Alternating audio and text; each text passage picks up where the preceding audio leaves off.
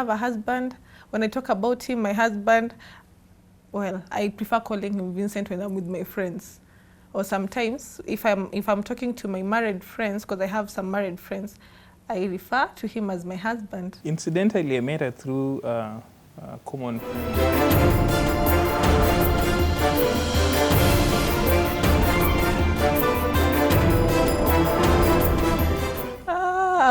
I was in Spa the whole day, so I was just there, and I put my phone on silent so that I was not disturbed by anyone.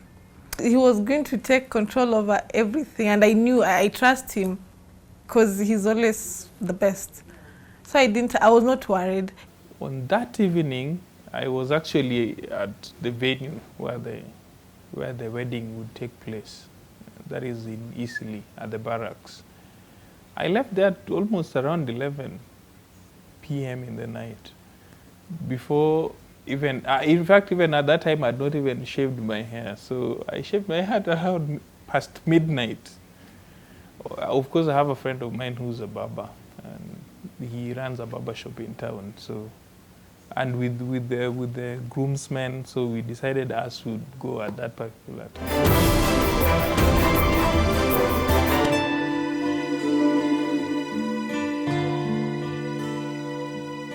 I spent at my aunt's place since I come from Mombasa, so that's where I was. All of us, all the girls, we spent at my aunt's place in Langata.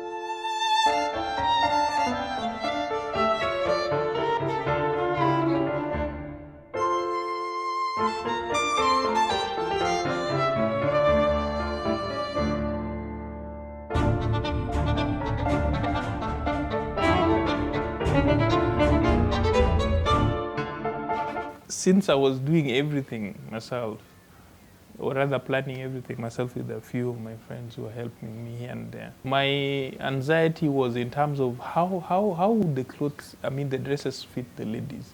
Because I'm the one who sourced for their dresses and everything, all the earrings and the shoes.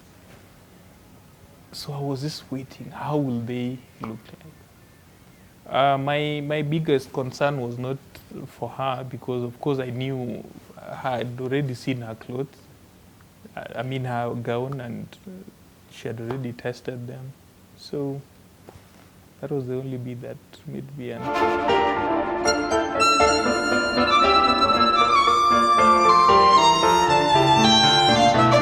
What we had planned is that we would have an early morning and go to the church early, because they're strict at the barracks. Once you're given the time that the wedding starts at 10, it's supposed to start at 10.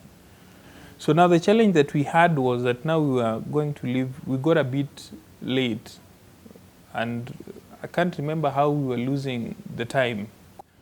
And I think the challenge was, which we experienced, was that we got late because the decorator had delayed. He didn't turn up. So what I did is I used a friend of mine. They do flowers. Actually, they export flowers. So he's the one who stepped in and helped us that particular day. I had three decorators. There's the one for Safari Park. Then there was another lady also who did for me now the decorations for the big flower, and then for the church. So this particular one was only to do cars. I had separated them in that way so that no one would come and say, hey, you had given us too much work, and now we could figure out how to apportion ourselves.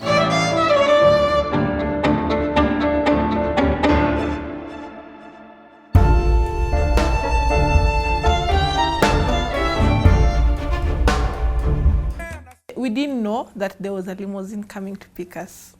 So that was the gist, yeah. So we didn't know anything. So when now there was a red carpet from the house, also people were so happy. Everyone was so excited. Left the house on the red carpet. They were singing for me.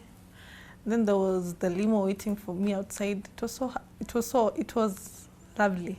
Still remain my lovely daughter. Thank you. Yeah, thank you. Be good. Yeah, thank and you. you pray for me always. God bless you.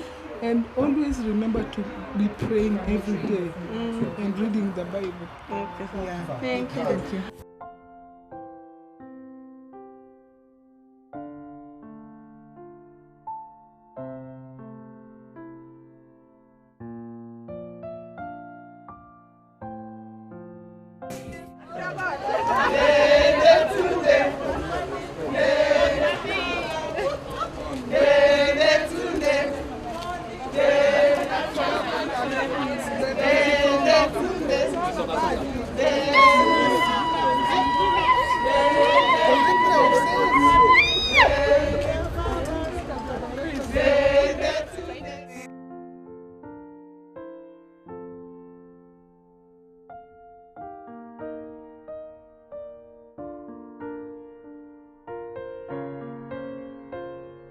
can't remember how we were losing the time. So we decided, okay, what we will do is we'd wait for the bride, the bridal team, because the bridal team had the police escort. So of course now with the police escort, now we would not have gotten ourselves caught up in the jam. So now I just saw the limousine. I had not seen the traffic police. So it was nice. I felt like a president for the first time. So I was just there waving in the limo, feeling nice. Everyone was looking, yeah. And the limo was big, so the hammer on. So yeah, everyone was looking like, okay. So we just took, like, I think 10 minutes to that place, barracks. And we left Langata at 10 something. We were very late. Yeah, so we went, it was a show. And that was the best part. I loved it. You feel like a princess. You feel very important. You feel like, oh my God, he's such a sweetheart, you know. So I was emotional in the limo. Even the girls, yeah, they were so touched, you know. We are girls, so we are touched by the small things. But there were champagne and some drinks, water, everything, snacks. Yeah, everyone was just excited. We actually chose the church because of its proximity to the reception. It's a Catholic church and it's very beautiful. I'm a Catholic, so I had to confess in the limo. I said I was pregnant. I asked him to pray for me, to pray for the baby, and to pray for my family.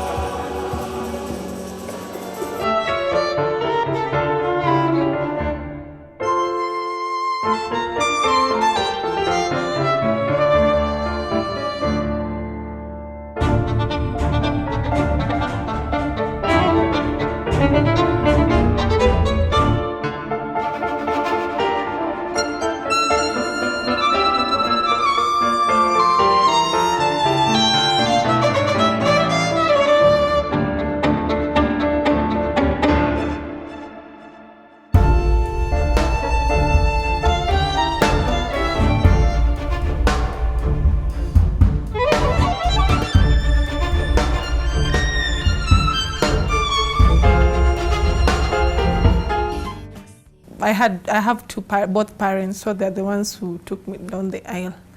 After just getting to the door, stepping like 2 steps, I managed this wide smile, the broad smile. After that, the tears were just coming out, and I don't know what happened. I don't know, I was crying. I just got emotional. And then my mom is here, very emotional. She's crying. My dad was the strong one. He was just holding me tight, but I hear that he shed tears. Having to think that now this girl has actually agreed to be part and parcel of my life was just quite amazing. Not very many parents would just allow their daughters to get to an irresponsible man. And I think in these days and age, I know the young generation wouldn't want to have the advices of their parents in terms of now who are you marrying or who are you getting married to. But I think it's one bit or an aspect that is very, very important, because our parents know these things. So sometimes we think that we are in the digital age, we know much more than them. But when it comes to marriage, they know pretty well a lot of things that maybe some of us wouldn't know. And for the first time now, us, we're getting into it for like our first experience.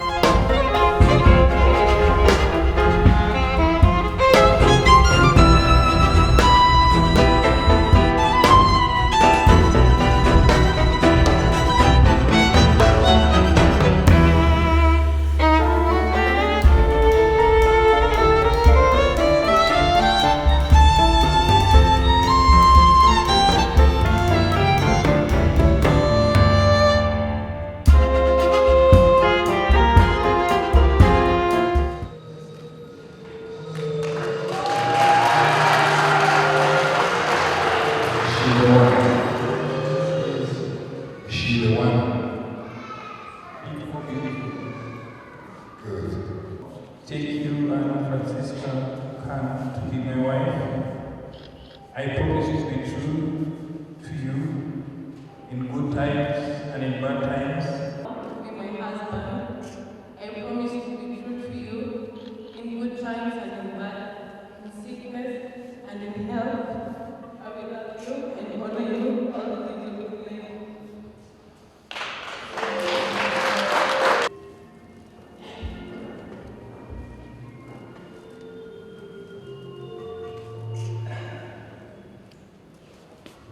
What God has joined, man should not divide.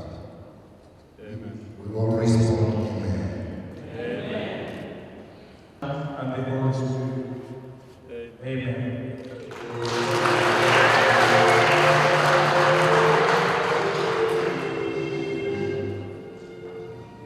Take this ring as a sign of my love and fidelity in the name of the Father, the Son, and the Holy Spirit.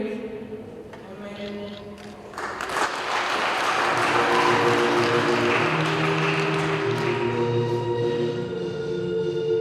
I now declare Vincent Lam as a husband and wife.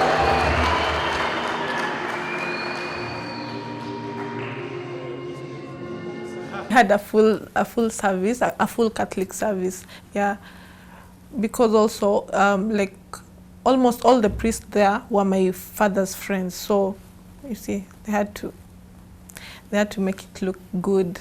Everything, nothing was cut short, yeah.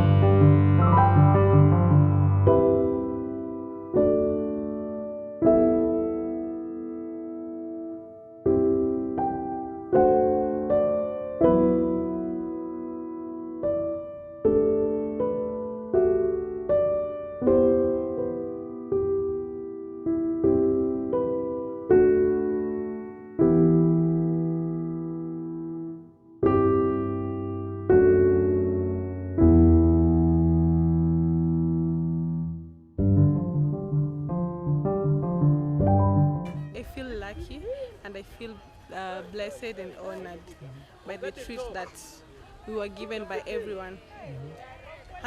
Putting in mind that he's the one who organized this, who planned for the whole wedding. I didn't even help him. Like it's usually that the bride is the one who's running up and down about with stuff. Yeah, so he's really done a great job.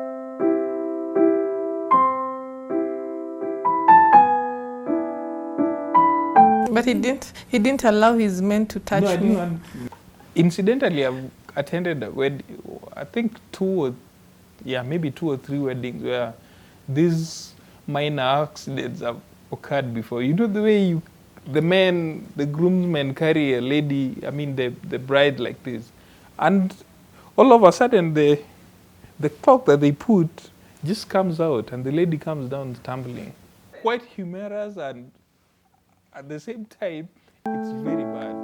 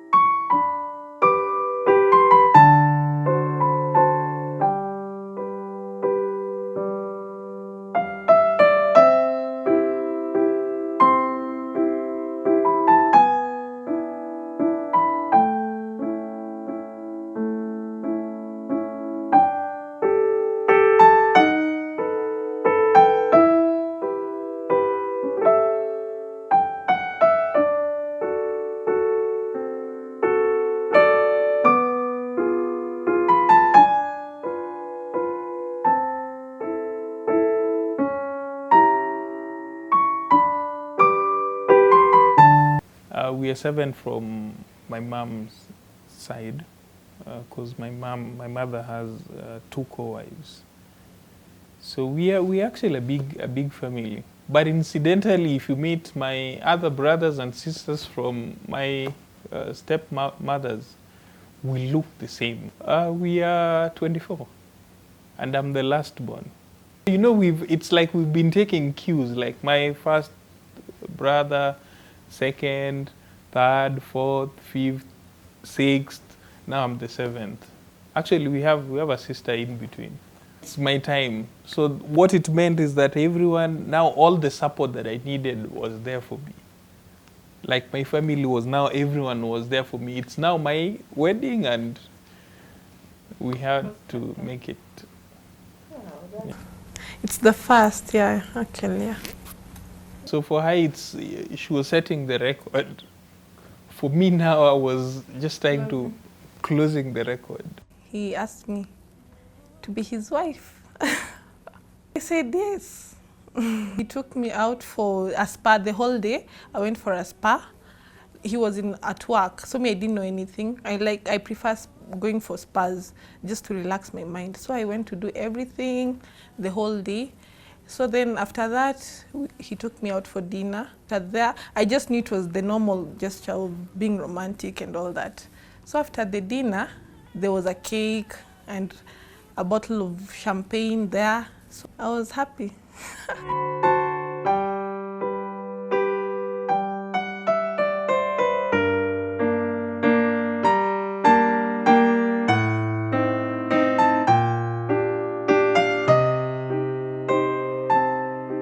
We were surprised that our friends could actually have given us that a lot of money. It was coming to around 227. It could have been more. But you know our family, so they had already been involved in our wedding pretty much that you wouldn't have expected them to still give us. You know, I think when you do a wedding, you'd really appreciate even if someone gives you one bob.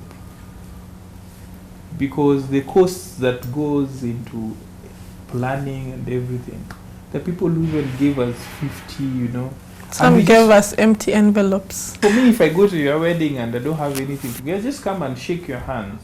Because gifts is just, you choose to be given a gift. You don't have to force someone to give you a gift.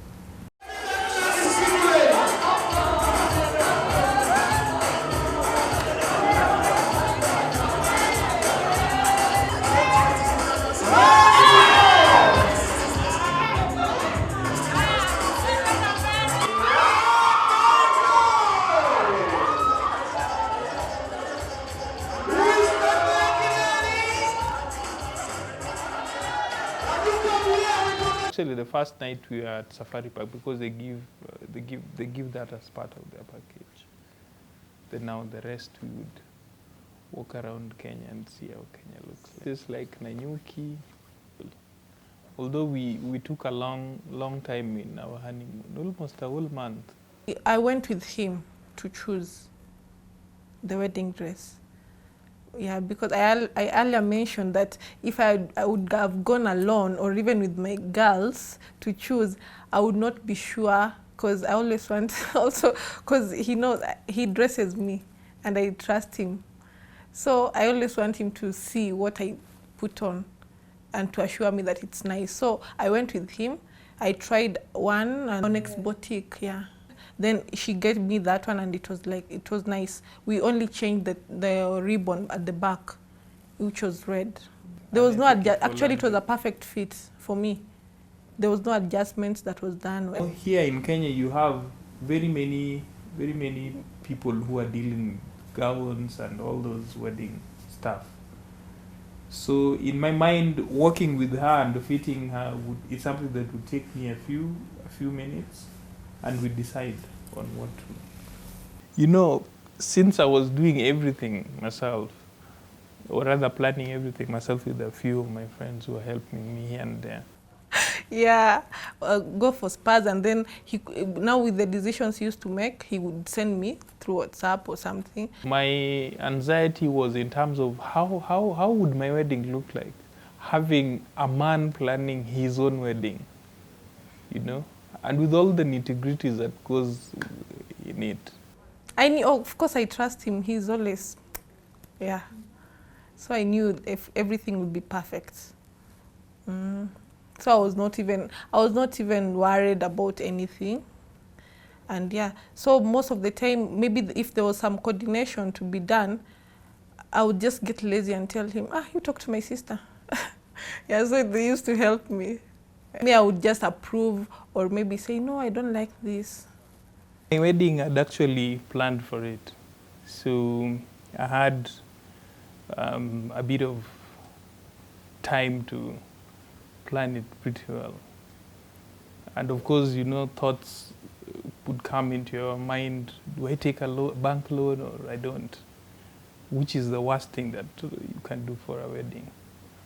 So with planning and with the help of my friends, I managed. No, wedding is like going to school. So I plan my life and my years. I know at this particular year I'm supposed to be settling down. So that's how I had planned my wedding. So you know, at the end of it, it would be pretty easier for me to now get to the actual. The planning basically involved the dream wedding. I could visualize the wedding, the type of the wedding that I wanted. And of course, with the saving, in terms of monetary, I had an account for, I didn't call it, of course, wedding account, but it was my account for development. When you're ready to do something, like I would take for myself as an example, I like doing my things in a way, in a systematic way. So if I have not planned for something, then I would not even take a chance or try it.